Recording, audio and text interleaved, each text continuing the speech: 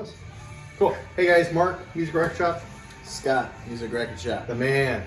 Scott, we're here today with Scott. He's going to talk about how we grade records here in the store and just the process he goes through. So, yeah, for grading records, basically we follow the Discogs grading scale, which normally starts at mint and then goes all the way down to fair or poor.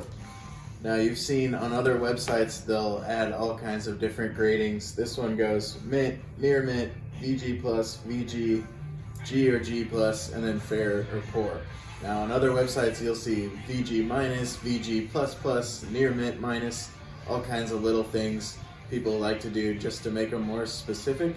But we grade them so conservatively that I feel like these broad gradings they use on Discogs are very sufficient for what we do.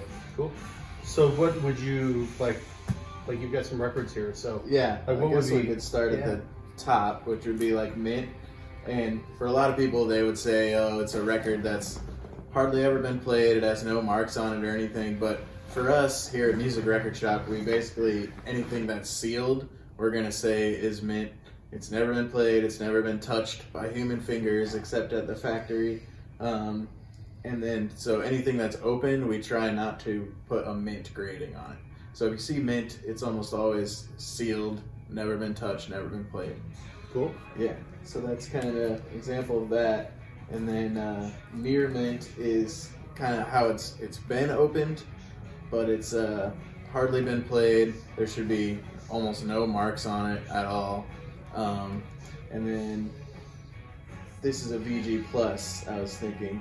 So for a VG plus, which is again just the next one down from near mint, there's going to be some marks on it. I like to say I like whole numbers, so 3 to 5. If there's more than 3 to 5 marks on the vinyl, and they're very deep, or if anything's affecting play, then it shouldn't be a VG plus. So you'll pull the vinyl out, take a look at it, flip it around. Totally. Do you need certain lighting to do that, or do you? It's best to have the best light you can have. Okay. That'll really reflect, because a lot of times if you're not in good light, you won't see all the marks on Now I it. know we get a lot of questions about playability. That did we play it? And I know it's the amount of records that come in and out here. It's almost impossible. It's an impossibility to kind of play it. But do you guys? Are there? Because I hear you guys playing all different types of records throughout the day. So do you take certain records and? Sure. A lot of times, so we try to tell everybody we just grade visually. So we don't play them, and like you said, it'd be impossible to do all of them. But if I'm kind of on the fence whether this is a VG or a VG plus, then I might play it. And a lot of times for me, a VG is going to be, the surface noise is kind of equal to the music, whereas a VG plus, you should be able to hear the music much better than the surface noise. There might be surface noise every once in a while or in between songs, but for the most part, you should be able to hear the music. Now, what about like when you guys do you guys clean? How do you go? Because I see you guys do some spin cleaning every now and then. Yeah, depends. If you could tell it's just dirt and grime on the record, then you can clean it. Obviously, scratches and a lot of scuff marks are a lot harder to clean off the vinyl, and you don't want to ruin it. So yeah, we definitely clean it if it's going to make a difference. Some obviously the dollar stuff and even VG gradings, we're not going to waste time cleaning that. And so this is the jacket. You guys take the jacket into consideration. And Yeah, so I'd really say it's a kinda clean. VG plus. It might have like a corner bump up here and a corner bump down there. But then look right But to me, that's still or less than 3 defects is kind of my rule for a VG plus. Cool. All right. Yeah. What's next? And then you'd move on to just a normal VG, stands for very good. That's going to have scratches and defects all over the vinyl and the jacket, but shouldn't be anything that's affecting play to the point where it's going to skip or it's going to stop altogether. So they're all, while there might be a lot of scratches on the vinyl, it's definitely going to play through. And like I said, audibly, the surface noise can be up to about the volume of the music. So you can tell there's like scratches all over and marks all over this. But I did listen to this one and it sounds great. And there's a little bit of water damage up here, but no broken spines or split seams. And then there's ring wear, there's writing on here. So there's definitely more than 3 to 5 defects on both the jacket and the record. So that's why I'm gonna go with a VG, but still sounds great, and there's no split seams or anything too bad on the jacket. And then if you go less than that, then you're really going down to the G or G plus, which is a good or good plus, pretty much the same thing. Still, you want the record to play all the way through without it skipping or stopping. But besides that, the surface noise can be louder than the music. There can be all kinds of defects on the vinyl and the jacket. As you can tell, this one's got a split seam on the bottom. It's got ring wear. It's got a real creased corner up here. It's been loved. Yeah. So it's been played and it's all over the place.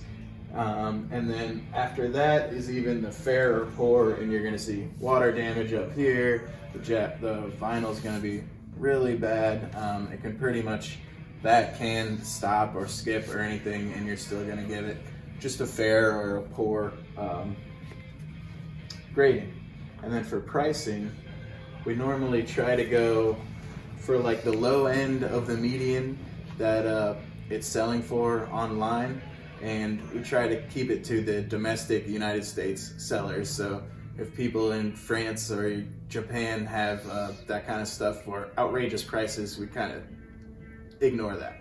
And So it's all domestic prices that you use. Try to if there's anything available. And I know we've talked about this before in the past, where you're more or less like, the record's going for $50, and there's like so many people looking at it and the grading. I know we've always talked about trying to kind of come at that middle price to kind of, make it fair and kind of move it more than anything. Totally. And if one's been on sale for $50 for months and months, then obviously nobody's going to want to buy it at that price. So we'll come in at $40 and make it a little more affordable.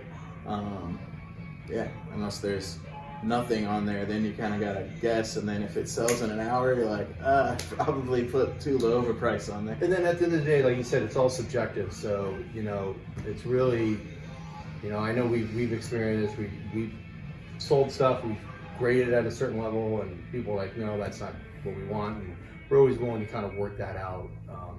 It's very subjective. Yeah, everybody grades differently. Mm-hmm. And like I said, people add in a lot of different gradings, which I think just makes it more confusing. And just to be extremely transparent about this, not all this goes online.